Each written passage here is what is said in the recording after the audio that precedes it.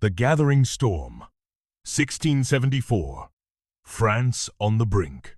It is late autumn in the year 1674, and Europe trembles on the edge of a greater war.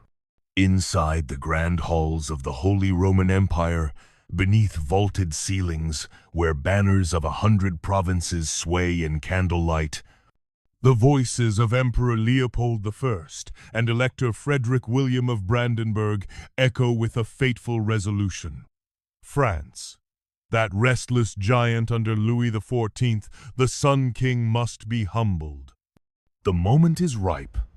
French armies have scorched the Palatinate, leaving villages in ashes and churches stripped bare. Louis XIV's forces, though mighty, have suffered setbacks. The recent clash at Seneffe, where the brilliant but aging Condé fought the Dutch, showed the world that France's supremacy could be challenged. Now, in the wake of that bloody stalemate, imperial commanders smell opportunity. The alliance resolves to carry the war not on disputed borderlands, but onto French soil itself. For this, they choose Strasbourg, a free and neutral city of the Rhine. Its proud citizens, caught between great powers, watch with dread as a colossal imperial army under Count Alexander de Bournonville pours into their streets. The city, once a refuge of scholars and merchants, is transformed into a bridgehead for invasion. From Strasbourg's gates, the empire prepares to cross the Rhine and strike at the very heart of Louis XIV's realm.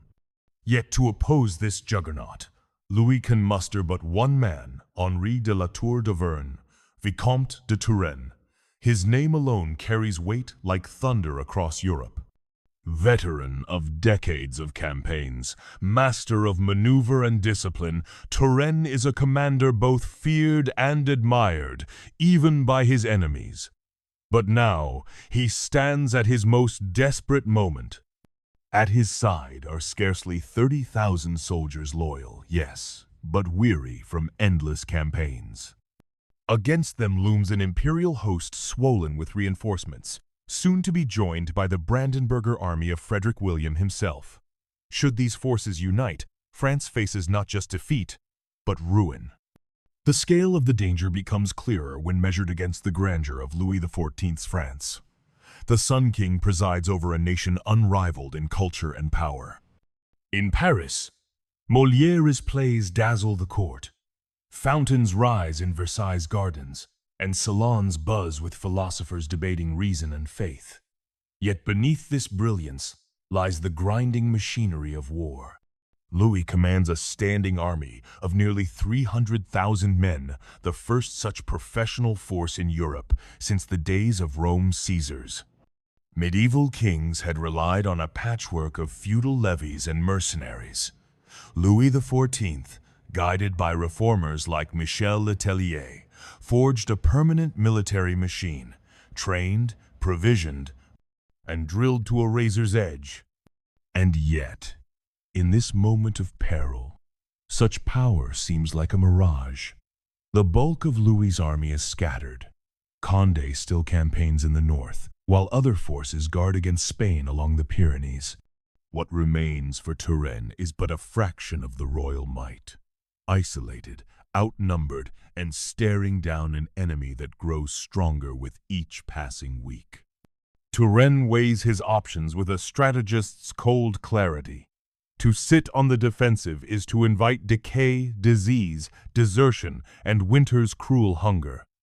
To retreat is unthinkable, for it would open the door to invasion. The only choice left is audacity. He must move swiftly, strike boldly, and prevent his enemies from uniting before spring.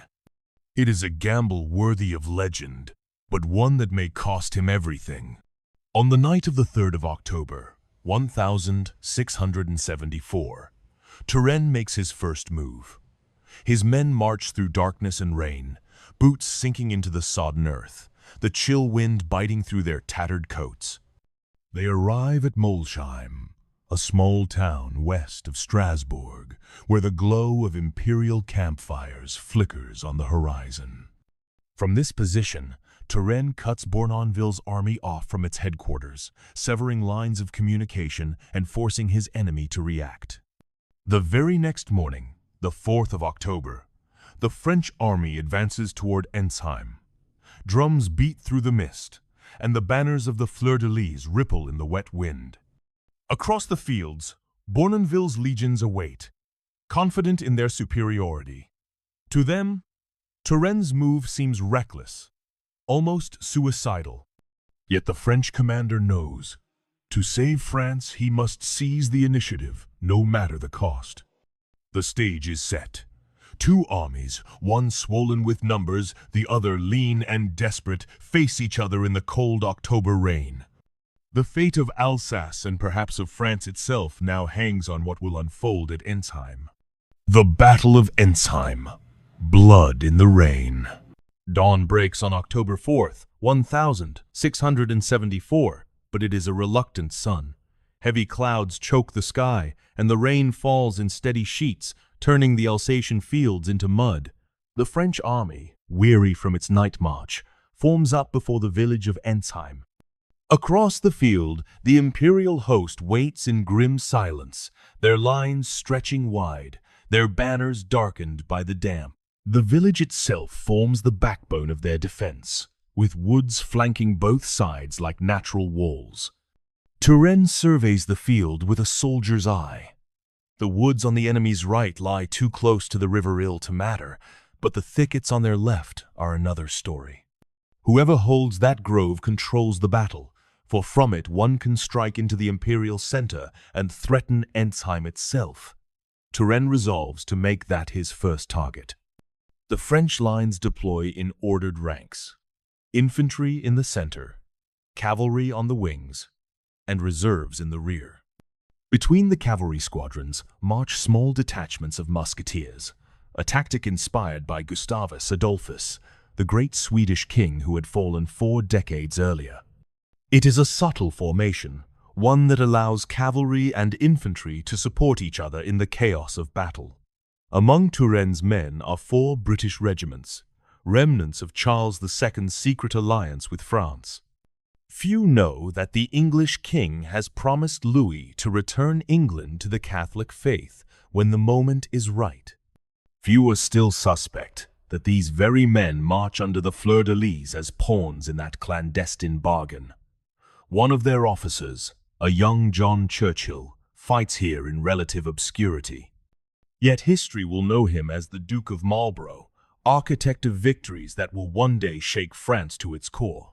With the signal given, 8 battalions of infantry and a unit of dragoons push toward the woods. French artillery thunders from the front line, 8 guns belching smoke and iron, countered by imperial batteries that churn the earth into fountains of mud and blood. The French press forward, their hopes rising. No fire answers from the woods. Some dare to believe the enemy has left it undefended, overwhelmed by Turenne's sudden appearance. They are within 100 yards when the illusion shatters. A crack like breaking timber echoes through the grove, followed by a storm of lead. Muskets and cannons hidden in the trees rip into the French ranks. The first line is cut down where it stands, and the hopeful march collapses into confusion. Bournonville had anticipated Turenne's move. He had packed the woods with 6 battalions and 8 cannon, waiting like wolves in ambush. The French dragoons charge in desperation, pistols flashing, but their momentum dies against the barricaded tree line. Officers rally their men, firing disciplined volleys into the thickets, yet the Imperials have cover while the French stand exposed in the open rain. Every attempt to press forward meets with slaughter. At last, Turenne orders a withdrawal. To continue would be suicide. It is a bitter blow, but Turenne does not relent. He knows the woods are the key. Without them, Entzheim cannot be taken. Reinforcements are drawn from the reserve, 2 of them British regiments under Churchill's watch. Yet even with fresh strength, the second assault fares no better. The woods erupt in fire once more, and French and British alike are driven back, leaving the ground littered with the fallen. The rain intensifies, cold needles stabbing into uniforms, soaking powder and hampering artillery.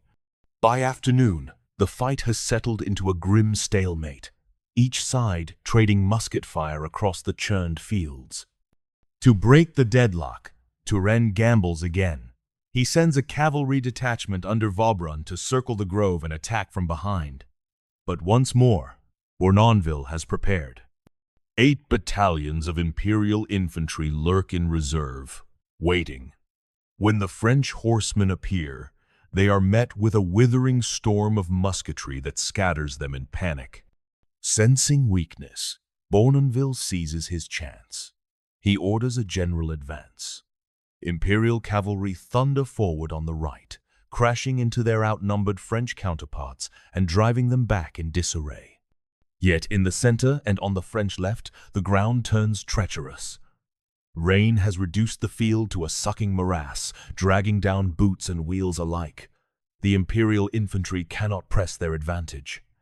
Their lines falter, and French artillery, finding range at last, rips gaping holes in their formations. What begins as a triumphant push turns into a bloody mire. Turenne, ever quick to exploit a pause, rallies his men. The French left counterattacks, regaining lost ground, while at the same moment the combined French and British regiments surge once more into the woods. This time, with Imperial attention fixed on the main struggle, they succeed. Smoke and screams rise from the thickets as French bayonets drive the defenders back. The grove is taken, but victory remains elusive. As the French push forward across the field, they encounter the same curse that plagued their foes, the sodden earth. Guns cannot be dragged through the muck. Formations falter, and exhaustion spreads like disease. At last, as dusk falls and the mist thickens, Turenne orders a final cavalry charge against Entzheim itself. Trumpets sound weakly through the rain, and the riders crash into Imperial lines, sabers flashing in the gloom. For a moment, the battle sways in brutal close quarters, pistols firing point blank, bayonets and blades hacking through mud and blood. But the Imperials hold. Their artillery blasts at near point-blank range, forcing the French horsemen back. Darkness falls over the battlefield, swallowing men and gun smoke alike.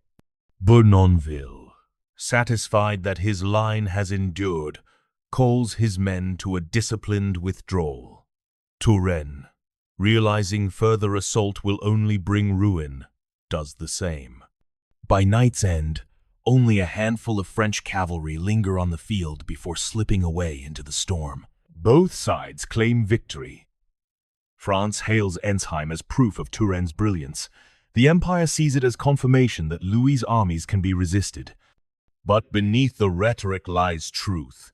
The Imperials remain unbroken, and with spring, they will return stronger. France has not been saved, only spared for now. And so Turenne, staring into the long winter ahead, contemplates the unthinkable. If France is to survive, he must fight in a season when wars are never fought. The Gathering Storm, 1674. France on the brink. The Battle of Entzheim. Blood in the rain. Between defeat and salvation, Turenne's winter gamble. The battle at Entzheim left both armies bloodied but alive. France called it a victory, yet Turenne knew the truth. His army had held, but the Imperial coalition still loomed. With spring, their numbers would swell, and France would again face invasion. To wait for that moment was to invite ruin. In the weeks that followed, Bournonville and Frederick William of Brandenburg settled their armies into Alsace. Their men, exhausted from the campaign, believed the season of war was over. Winter was the great silencer of Europe, the pause that armies respected as surely as any treaty. Roads became impassable, rivers froze, and supplies vanished from the land. War had always been a thing of summer and autumn. Armies went home to quarters, and generals planned for spring. But Turenne was not like other generals. He had lived through the long wars of the Fronde, seen kingdoms collapse through hesitation, and learned that sometimes salvation came only through madness. To him, winter was not an enemy, it was a weapon. At his new headquarters in Dietweiler, he shared his plan, a winter offensive. Officers were stunned. To march through the snow, to fight through ice and storm, seemed beyond human endurance. Yet Turenne's resolve was iron. If the enemy believed themselves safe, then surprise itself would be his ally. Support came from Paris. Louis XIV, still young but already master of Europe's stage, grasped the brilliance in his commander's gamble. From the north, the army of Condé sent reinforcements, 20 battalions of infantry and 24 squadrons of cavalry. From Versailles came royal assent and, perhaps more importantly, the organizational genius of François-Michel Letellier, Marquis de Louvois, the minister who had turned the French army into a permanent machine of war. Louvois mobilized food, fodder, clothing, and the countless details needed to keep an army alive in conditions that killed peasants by the thousands. Not all reinforcements were welcome. Around 6,000 men under the Marquis de Crequi joined Turenne, but he dismissed them within a week. These were not the hardened soldiers Turenne demanded, but old-style noble companies undisciplined, more accustomed to parade than to endurance. Turenne's army was to be different, not feudal levies or mercenaries, but professionals in all but name, men who could march, drill, and fight in the bitterest of storms. Winter fell hard across Alsace. Snow covered the fields like a burial shroud, and villages huddled in silence under icy skies. Bournonville and the Elector, content that Turenne would also withdraw into quarters, placed their men in Colmar and Sélestat. Fires burned in hearths, wine was poured, and soldiers prepared for a season of rest. The threat of war seemed distant, locked away until spring. But in the French camp, a different drama unfolded. Turenne played his role with subtle mastery. He placed token garrisons in Saverne, Haguenau, and Rambavillas, giving every impression that he, too, was going into winter quarters. Even spies reported that the French had retired for the season. Then, 2 weeks before Christmas, with snow falling thick across the land, Turenne gathered his strongest troops and slipped away. The march was a torment. Snowstorms lashed the columns as they wound their way through the Vosges mountains. Paths vanished beneath drifts, boots froze, and horses collapsed from exhaustion. Turenne broke his army into smaller detachments, each taking different routes through the forests of beech and spruce to avoid detection. Men staggered under the weight of frozen packs, yet the general was always there among them, calm, determined, leading by example. He did not ask of his soldiers what he would not endure himself. The locals who glimpsed the French army in those days could scarcely believe their eyes. Soldiers marched not in the warmth of spring but through the very teeth of winter, their breath clouding like smoke, their muskets wrapped against the wet. Tales spread quickly. Turenne was leading his men not away from danger but toward it. At last, after 2 weeks of grueling marches, the French emerged from the mountains near Belfort. The townspeople, preparing for Christmas, watched in astonishment as ranks of frostbitten soldiers poured out of the forests, their banners stiff with ice, their drums muffled by snow. It was a vision at once terrifying and miraculous. An army risen from the wilderness in a season when no army should exist at all. The imperial commanders had been deceived. They believed Turenne locked in quarters, his men scattered and weak. Instead, he was at their doorstep, his forces hardened by winter's trial, ready to strike. Europe had never seen anything like it. In an age when war obeyed seasons like the harvest, Turenne had broken the rhythm of tradition. His march through the Vosges was not just a maneuver. It was a declaration that genius could bend even nature to its will. The trap was closing, and soon the first blow of this audacious gamble would fall at Mulhouse. Fire in the snow. The Battle of Mulhouse, the 29th of December, 1674. When Turenne's frostbitten army emerged from the Vosges mountains near Belfort, the townspeople could hardly believe their eyes. Soldiers in tattered coats, faces windburned and gaunt, tramped into the valleys like ghosts of war. But these were no phantoms, they were the cutting edge of France's survival. The imperial commanders had grown complacent. Their armies lay scattered across Alsace, quartered in villages, convinced that the season of war had ended. Their officers wrote letters home, drank by the fire, and allowed discipline to slacken. The snow, they thought, would protect them as surely as walls. But Turenne was already preparing to strike, his men steeling themselves for battle in conditions few had ever dared fight. On the 29th of December, 1674, the trap was sprung. Near the town of Mulhouse, Turenne launched his winter offensive. The move stunned Europe.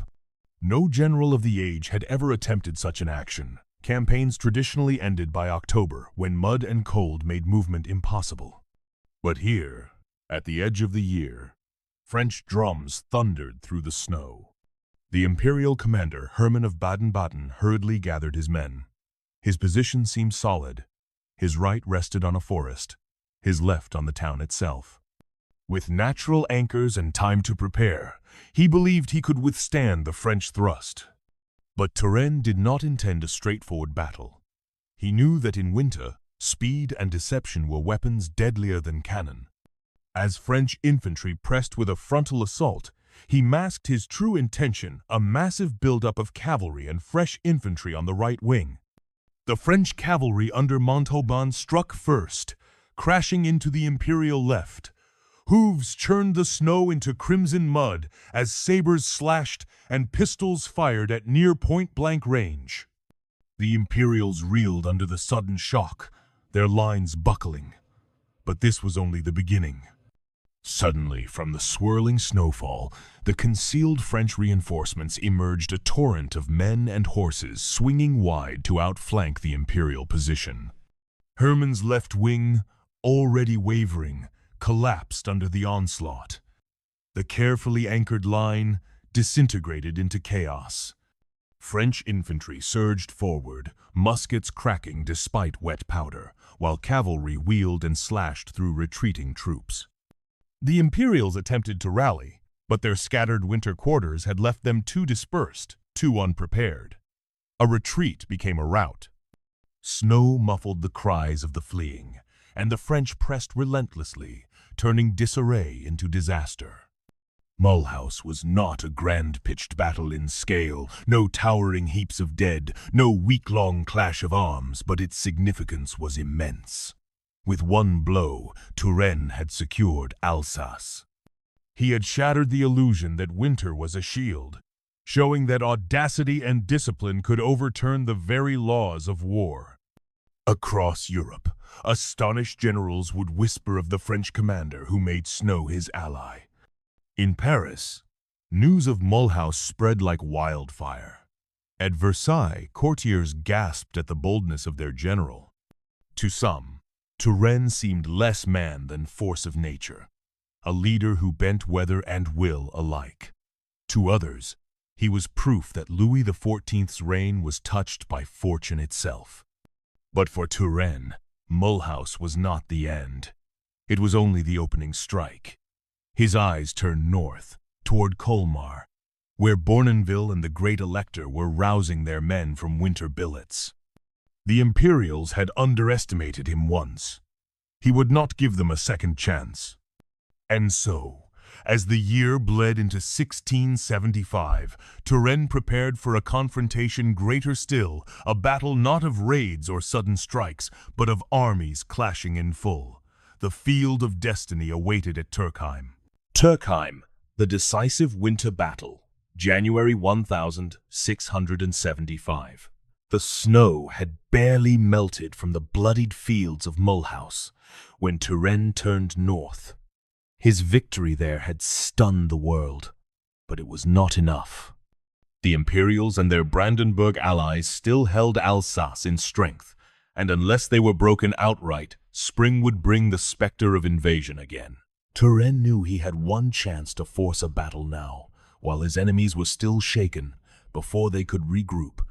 On January 5th, 1675, the two armies met on the frozen ground between Colmar and Turckheim. The contrast was stark. Turenne commanded around 30 men, hardened by weeks of marching through storm and snow, steeled by their miraculous survival in the Vosges. Against him stood the combined might of Bournonville and the great Elector Frederick William, numbering anywhere from 32 to 50. Their position was formidable.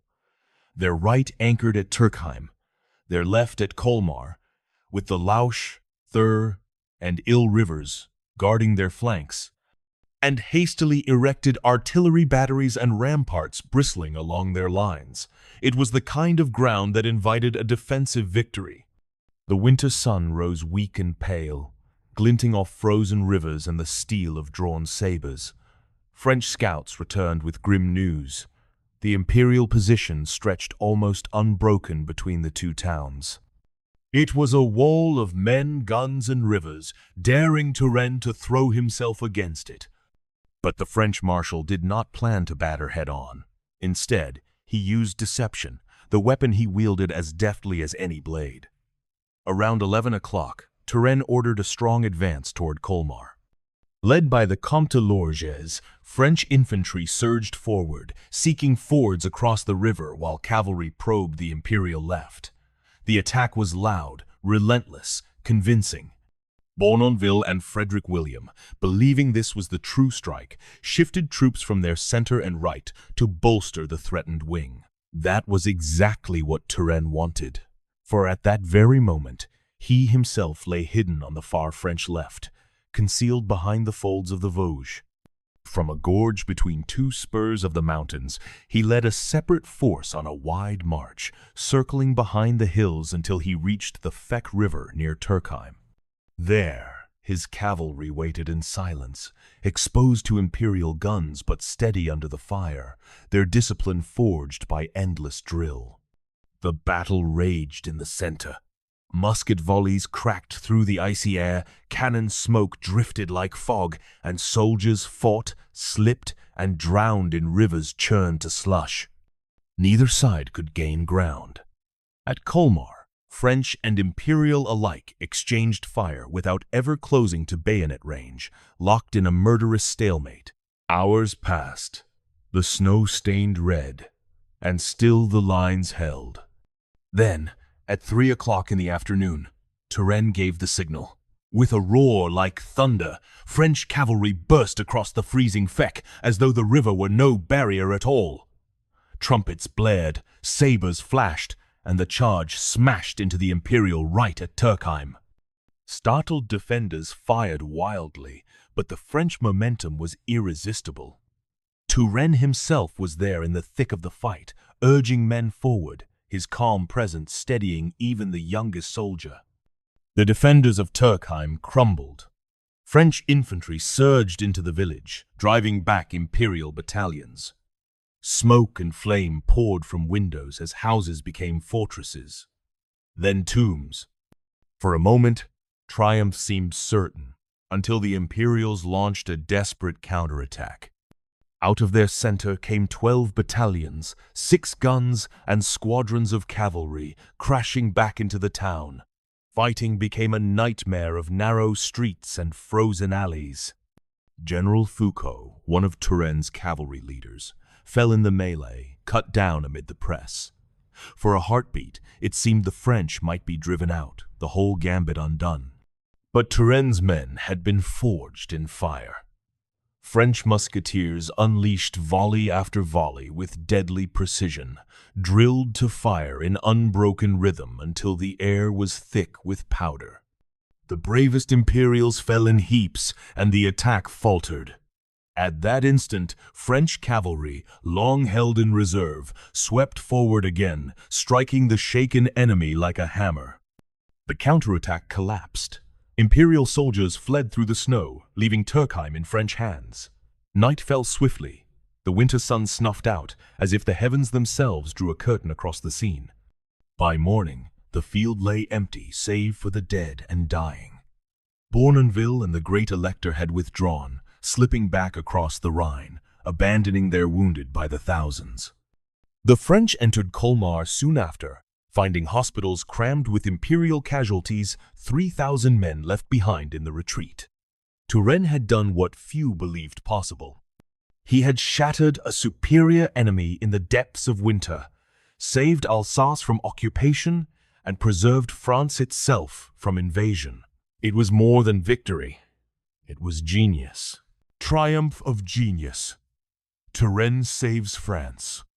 The snow-swept silence after Turckheim was heavy with revelation. Turenne had done what seemed impossible. In the dead of winter, against superior numbers and fortifications, he had struck and won. As dawn rose on the fields of Alsace, the French stood triumphant, while their enemies had melted back across the Rhine, leaving their wounded and dead behind. In Colmar, Turenne found over 3,000 imperial soldiers abandoned in makeshift hospitals, grim testimony to the haste of their retreat. For the Rhineland, the result was decisive. Alsace was secured, and France was safe. The invasion that had loomed like a nightmare since autumn was shattered by one man's audacity. At Versailles, news of the victory electrified the court. Louis XIV, the Sun King, understood the magnitude of what had been achieved. He showered Turenne with titles, honors, and gold, celebrating him not merely as a general but as the savior of France. To Louis, the campaign affirmed the destiny of his reign, that under his son, France would remain the greatest power in Europe. But the true triumph was not of Louis's glory, it was of Turenne's genius. By leading a winter campaign, he had broken the iron law of European warfare. For centuries, war had been bound to the seasons, dictated by roads and weather, by harvest and supply. Armies marched in spring, fought in summer, and retreated to quarters in winter. Turenne shattered that rhythm. By daring to fight when no one else would, he bent time itself to his strategy. The lessons were profound. He showed that discipline and logistics could overcome even nature's fury. His soldiers, hardened by cold, had proven themselves not mere pawns of the weather, but instruments of their commander's will. The ministers in Paris, especially Louvois, saw in his campaign a vision of modern war, an age when states could sustain professional armies year-round, supplied not by chance, but by deliberate organization. For the men who followed Turenne, the memory of the winter march became legend. They remembered trudging through snow with empty stomachs and frozen feet, only to emerge from the forests to rout their astonished foes. They remembered the flames of Mulhouse, the volleys in the streets of Turckheim, the moment when their general's calm voice steadied them amid chaos. For them, Turenne was not simply a commander. He was a figure of destiny. Yet there is a paradox in his victory. War is cruel in every season, but winter magnifies its savagery. The dead at Mulhouse and Turckheim did not fall beneath summer suns, but collapsed into frozen mud, their last breath stolen by icy winds. In breaking the tradition of seasonal war, Turenne had opened a new chapter of relentless conflict where no season offered rest and no month promised safety. In this, he may be seen both as a savior and as a harbinger of the harsher wars to come. Still, in the winter of 1674-1675, there was no doubt Turenne had saved France. The Rhineland was secure, the imperial advance broken, and Louis's realm preserved. The Sun King's power endured, glittering at Versailles, while his enemies licked their wounds across the Rhine. And behind it all stood Turenne, the quiet, calculating master of war, whose audacity had turned snow into fire and despair into salvation.